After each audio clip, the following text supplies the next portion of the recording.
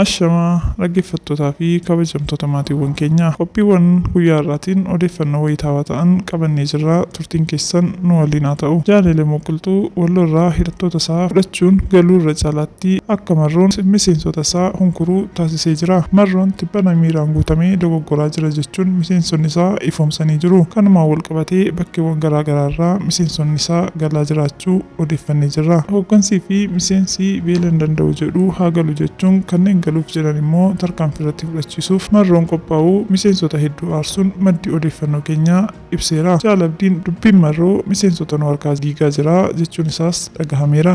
Jaalallee immoo gocha raawwachaa turetti gaabbuun hidhattoota isaa qabatee kara nagaa filachuun galeera. Naasuu guddoo gola shanee qabatee kanaan diigamuun ishee akkuma itti fufetti jira. Jaalabdiin Marroon summii fi jibbinsaan guutamee miseensa nu jalaa diigaa jira jechuun dubbata. Shira Marroo duraa dhaabbachuun dirqamaa. Hidhattoonni dubbii isaa tibbanaan muffii keessaa waan galaniif dhuunfaaf gariin nu jalaa bahaa jiru jechuunis Jaalabdiin dubbachuu odeeffannoo keessoo shanee nu qaqqabeera. Gootichi raayyaa ittisa biyyaas shanee diddee du'aaf madoon adabaa jira. Godina Shawaa Kaabaatti waamicha uummataa fi mootummaa diduun shanee kara badisaa filattee raayyaan adabbii cimaa kennaafii jira.